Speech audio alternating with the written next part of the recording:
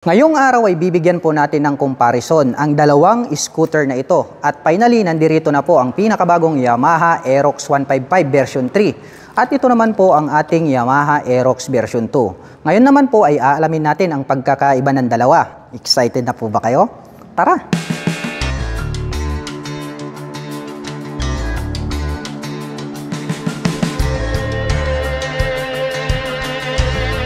Yamaha Aerox 155. Ito po yung version 3 na standard version. Habang ito naman pong kabila, ito naman po yung version 2 na standard version. Ito naman po yung ating bibigyan ng comparison ngayong araw. Ito pong ating version 2 na Aerox 155 ay nahahati po sa dalawa. Ito pong kanyang main headlight at naka full LED na po ito pong kanyang high beam and low beam. Habang ito naman pong ating version 3 ay naka projector lights na po. Ito pong kanyang main headlight para sa kanyang high beam and low beam. At bago na rin po, ito pong kanyang makapal na daytime running light. Habang ito pong version 2 ay nahahati po sa dalawa. Ito pong kanyang daytime running light. At ito pong version 2, ito pong kanyang turn signals ay naka-bulb type at located dito sa bandang ibaba. Habang ito naman pong ating version 3 ay included na po siya rito sa kanyang headlight assembly. Nandito po yung kanyang LED na turn signal sa bandang itaas. At ito pong kanyang nose dito sa harapan, medyo may pagbabago na rin. Dito po sa kabila ay talagang pointed na pointed. At dito po sa kanyang front extension cover ay medyo matulis. Pero dito po sa version 3 ay malapad na po siya. At ang kagandahan yan, nagkaroon pa po yan ng touch ng carbon. Kaya more premium yung dating nito pong bago nating standard version. At dito po sa bandang gitna, meron po tayong makikita rito na Yamaha logo.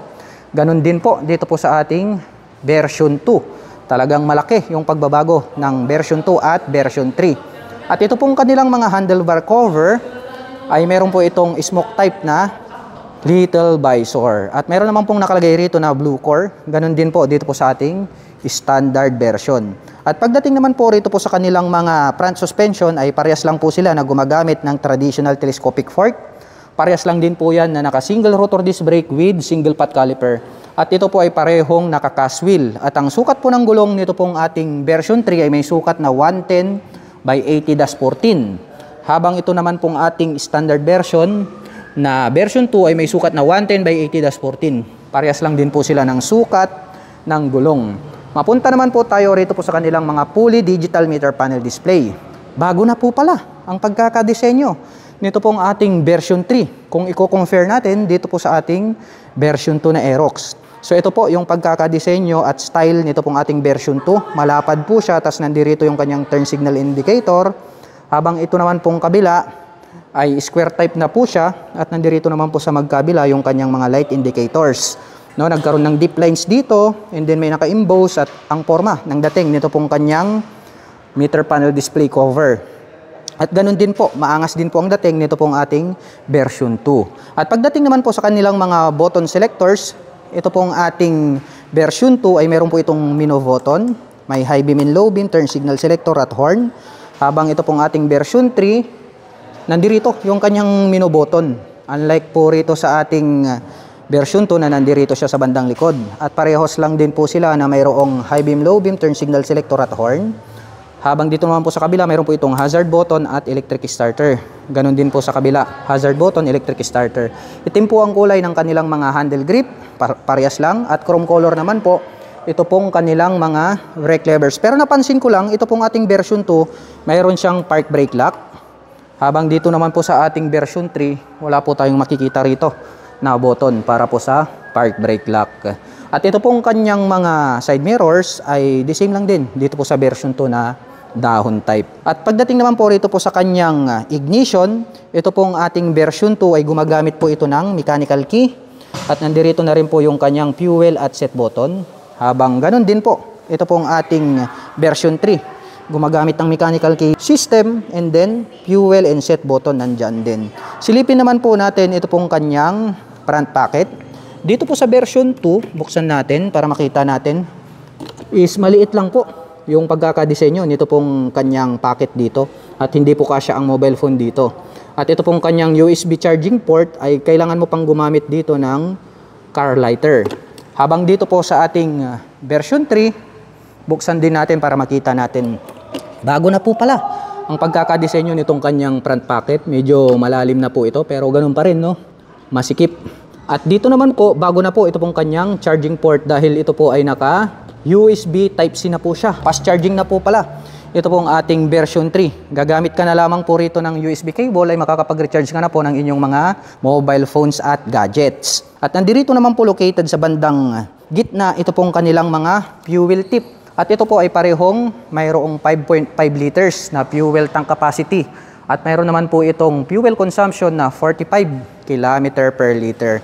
At napansin ko lang bago na po pala yung palikpik nito pong ating version 3. Dahil straight na po siya rito, habang dito po sa kabila ay nahati sa dalawa yung kanyang palikpik. At dito po yung kanyang palikpik rito ay plain po siya. Habang ito pong kabila, itong ating version 3 ay nagkaroon ng windlet dito. At naka-emboss siya, no? At nagkaroon pa siya ng touch ng carbon kaya mas maporma. Ito pong kanyang winglet dito po sa bandang dulo. At pagdating naman po rito po sa kanyang footboard ay meron po itong rubber cover on top na anti-slip. The same lang din po sila ng size dito po sa ating version 2 at itong ating version 3. At ito pong kanilang upuan may pagkakaiba, no? Ito pong ating version 3 ay pabilog na po yung pagkakahugis ng pagkakatahi nitong kanyang upuan. At white color naman yung kanyang tahi at black color yung kanyang seat cover.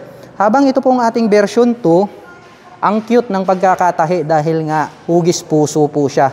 Puti din po yung ginamit na tahi dyan at black color naman po yung kanyang seat cover. Buksan naman po natin ito pong kanilang mga compartment para makita natin kung gaano kaluwag. Ito pong compartment ng version 3 ay the same lang din po sa compartment ng version 2. Di lang po natin mabubuksan yan dahil nakalock. So marami na po tayong mailalagay rito ng mga personal belongings at kasya naman po rito ang isang full face helmet. The same lang din po yan na located po sa bandang itaas yung kanilang battery compartment. Kaya pwede po silang ilusong sa baha. Close po natin itong kanyang upuan. At ngayon naman po ay susubukan nating sakyan ng pinakabagong Yamaha Aerox 155 version 3 para may pakita ko po sa inyo kung gaano nga ba ito kataas. Para po sa mga magtatanong, ang aking height ay 5'6". Makikita nyo naman, lapat na lapat yung ating mga paa.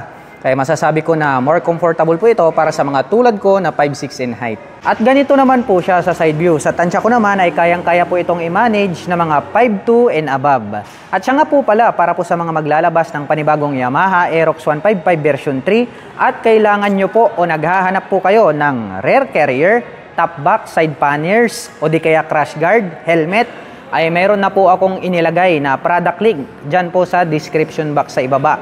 Pakicheck na lamang po para hindi na po kayo mahirapang maghanap. At ito pong kanilang mga integrated na grab bar, kasama na rin po ito dito po sa kanyang pairings. Nandito po siya sa bandang ilalim yung kanyang hawakan. At meron naman po siyang Yamaha logo rito po sa bandang itaas. At ito po ay parehong equipped ng side stand engine cut-off switch. Once po na naka-engage itong kanyang side stand, ay hindi na po magi-start yung ating scooter. Ganon din po sa ating version 2. At ito pong kanyang pillion step sa ating back rider ay alloy po ito. Parehas lang din dun sa ating version 2. At metal naman po na tubular, ito pong kanilang mga center stand. At ito pong pagkakadesign nito pong kanyang engine ay parehas lang din po dito po sa ating version 3. At parehas lang din po ito sa engine design ng version 2. So wala po silang pagkakaiba. Ang naiiba lang ay yung SP version dahil naka YECBT po yung kanyang engine design. So malinaw po ha, itong standard version 3 tapos standard version 2 ay parehas lang po sila ng makina na ginagamit. At pagdating naman po sa kanilang mga rear suspension, parehas lang din po sila ng ginagamit na rear suspension. Standard lang din po ito pong kanyang suspension. Ang naiiba lang po ay yung SP version dahil yun po ay naka-dual sub-tank shock absorber. Silipin naman po natin ito pong kanilang mga taillight. Ito pong kanilang mga taillight, malaki na yung pagkakaiba. Ito pong ating version 2, malapad po siya na parang nagkaroon ng sungay. Habang ito naman pong ating version 3 is para po siyang diamond type, no? At inspire po ito sa R3 series ng Yamaha. At bago na rin po yung pagkakadesenyo nito pong kanyang taillight, naka-LED na po ito. Habang ito pong ating version 2 ay naka-bulb type po siya. At parehas po ito na mayroong plate light. At ito pong kanilang mga rear fender, ang kanila pong nagsisilbing plate holder. At parehas po yan na mayroong light reflectors dito po sa bandang dulo. At ang pagkakaiba po nitong dalawang ito pong ating version 2 at version 3 na Yamaha Aerox 155. Ito pong ating Yamaha Aerox na version 2 ay gumagamit po ito ng mechanical leading trailing or drum brake para po rito sa kanyang rear braking system. Habang ito pong ating version 3 na standard ay naka single disc brake na po siya with single pot caliper. So ito na po, sinagot na po ng Yamaha ang isa sa inyong mga kahilingan na sana yung Yamaha Aerox 155 ay mag-upgrade. At sabi ng iba ay sana gawin ng disc brake yung kanyang rear braking system. So ito po maliwanag, naka-drum brake itong ating version 2 na Yamaha Aerox 155, habang ito pong ating Yamaha Aerox 155 na version 3 ay naka-disc brake na po siya. Kaya talagang maporma na po yung kanyang dating. At ang sukat naman po ng gulong nitong ating version 3, dito sa likuran ay mayroong sukat na 140 by 70-14. At parehas lang po sila ng sukat ng gulong dito sa version 2. At parehas po yan na naka-tubeless. At ito pong kanilang mga exhaust pipe is black color po yan hanggang itong kanilang mga head protection guard. At mayroon po itong single exhaust. At pareho po ito pong motor na ito ay gumagamit ng liquid cooling system para po rito sa kanilang cooling system. Same din po sila ng ginagamit na radiator cover. Ang astig talaga nitong panibagong Aerox 155 natin na version 3. At ang presyo po ng Yamaha Aerox 155 standard version 3 ay nagkakahalaga po ito ng 125,900 pesos. At kung gusto mo naman pong kumuha ng hulugan ay kailangan mo pong mag-down payment ng 19,800 pesos. Habang ito naman pong ating Yamaha Aerox 155 na version 2 ay nagkakahalaga po ito ng 123,000 pesos. At kung gusto mo naman pong kumuha ng hulugan ay kailangan mo pong mag-down payment ng 17,800 pesos.